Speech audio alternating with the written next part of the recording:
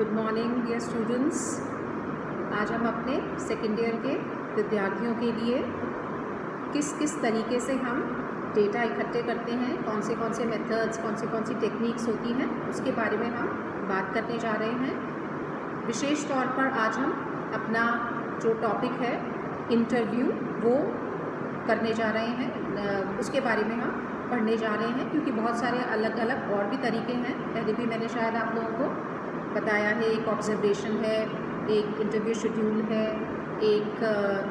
Schedule है, एक interview है, एक ऑब्जर्वेशन है, एक क्वेश्चनर है। केस स्टडी का भी एक तरीका होता है डेटा इकट्ठा जिससे हम करते हैं। मगर बच्चों, आज हम लोग इंटरव्यू या प्रश्नावली इसके ऊपर बात करने जा रहे हैं कि किस तरीके से हम इंटरव्यू के द्वारा तथ्य इकट्ठा कर सकते हैं।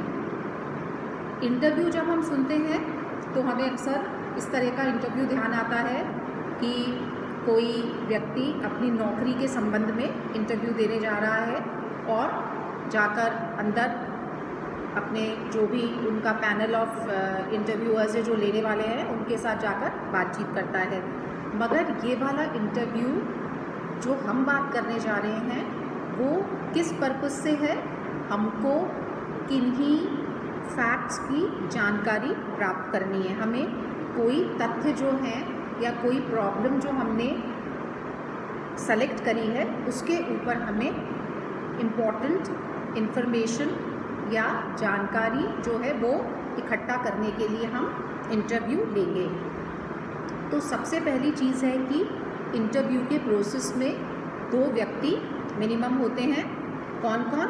एक तो जो कि इंटरव्यू लेगा और नंबर 2 जो इंटरव्यू देगा। तो सबसे पहली चीज़ ये है कि 2 जने हो गए, इंटरव्यू लेने वाला प्लस इंटरव्यू देने वाला। जैसे मान लीजिए मैं आप लोगों का इंटरव्यू ले रही हूँ और आप जो है वो इंटरव्यू दे रहे हैं। तो इंटरव्यू जो लेगा वो तो हो गया इंटरव्यूअर, और जो इंटरव्यू देगा वो क्या हो गया बच्चों? वो हो गया रिस्पोंडेंट, क्योंकि वो अपना रिस्पॉन्स देगा, वो अपना जवाब देगा। तो ये हमें देखना है कि इंटरव्यू के अंदर कौन से व्यक्ति होंगे। एक तो इंटरव्यूअर और एक दूसरा जो है वो रिस्पोंडेंट। तो अब हम इंटरव्यू के प्रोसेस में 2 लोग भी रख सकते हैं, 2 से ज़्यादा भी रख सकते हैं या हो सकते हैं।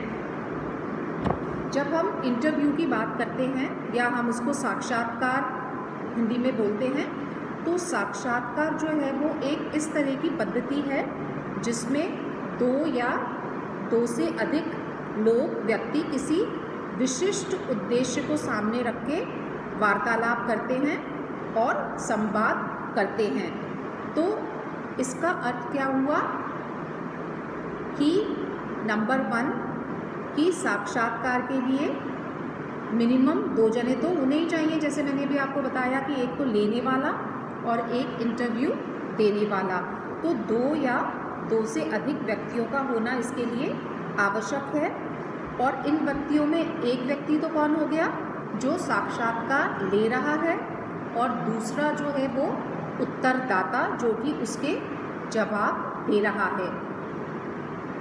थर्ड पॉइंट पर हम कह सकते हैं कि ये जो साक्षात्कार की प्रक्रिया है ये एक उद्देश्यपूर्ण वार्तालाप है। उद्देश्यपूर्ण क्यों है? क्योंकि हम ये ऐसे ही तो ले नहीं रहे हैं, इसके पीछे कुछ ना कुछ कारण है, कुछ ना कुछ उद्देश्य है कि हम कोई पर्टिकुलर सोशल प्रॉब्लम पे काम कर रहे हैं जिसके लिए हमको तथ्यों की आवश्यकता है। उसके बाद एक महत्वपूर्ण बात ये है कि साक्षात्कार में दोनों ही पक्षों के बीच आमने सामने के और प्राथमिक संबंध स्थापित करने की आवश्यकता रहती है। ये बात बच्चों हमको समझनी है कि जब हम किसी व्यक्ति का साक्षात्कार ले रहे हैं, इंटरव्यू ले रहे हैं, तो उसके लिए हमें दूसरे व्यक्ति के साथ बैठना है, उसके सामने बैठना है और हमको सबसे पहले उसको कंफर्टेबल फील कराना है।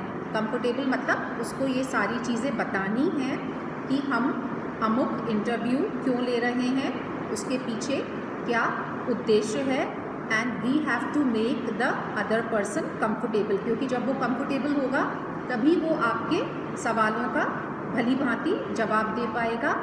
इसलिए हम ये भी कहते हैं कि साक्षात्कार जो है वो एक मनोवैज्ञानिक प्रक्रिया है। मनोवैज्ञानिक मतलब साइकोलॉजिकल, है ना। इसके अंदर आपके इमोशंस भी आते हैं, इसके अंदर आपके बहुत सारे विचार जो हो सकता है आप शेयर अदरवाइज़ नहीं करते हो वो भी आते हैं। आपके खुद के क्या ओपिनियन किसी बारे में है, क्या धारणा है, वो भी आप खुलकर बात कर सकते हैं। तो ये कुछ एक पॉइंट्स हैं जो कि साक्षात्कार की प्रक्रिया को बहुत ही ज़्यादा खास और विशेष बनाते हैं। एक चीज़ और है इसके अंदर डियर स्टूडेंट्स कि ये एक वर्बल या आप कह सकते हैं कि मौखिक एक तरीका है, मौखिक विधि है ना। मैं आपसे पूछ रही हूँ और आप उसका मुझे जवाब जो है वो भी मौखिक बोलकर दे रहे हैं। You don't have to write anything, you just have to give answers in person. सामने बैठकर आपको उनके जवाब देने हैं। अब ये सवाल आता है कि जब हम साक्षात्कार लेने जाते हैं तो हम क्या तैयारी करते हैं, है ना।